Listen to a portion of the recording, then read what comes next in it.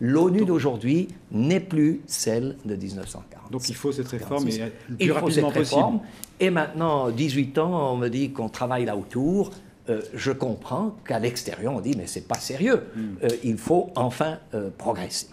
Alors, il y a deux camps en présence. Ceux qui voudraient de nouveaux membres permanents, vous avez mentionné, il y en a 4 en fait. D'un côté, c'est le Japon, l'Inde, l'Allemagne et le Brésil qui ont formé un groupe. Et il y a l'Afrique qui revendique 2 membres permanents. Le Nigeria et l'Afrique du Sud. Non, les pays ne sont pas encore désignés. Enfin, il y a une position que ce soit commune.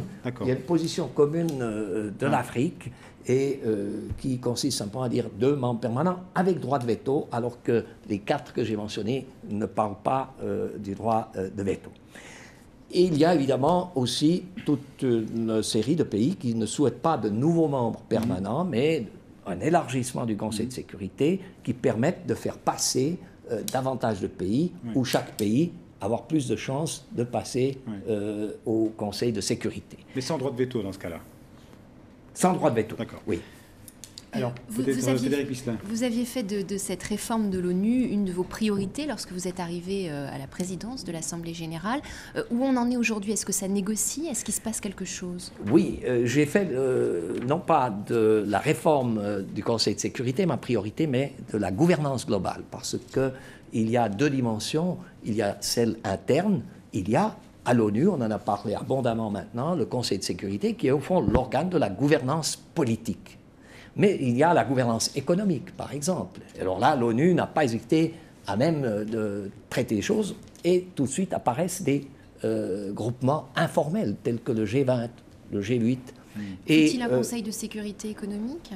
Alors, il y a l'ECOSOC qui parfois a été mentionné comme tel. Bref, il faut trouver une façon de faire aboutir les 3 dimensions requises pour une bonne gouvernance, qui est d'être efficace. Donc il faut du leadership, diront les anglophones.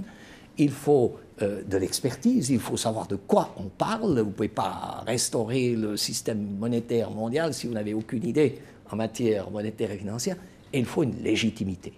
Et au niveau global, ces 3 dimensions ne sont pas entre les mains des mêmes organes ou des mêmes personnes.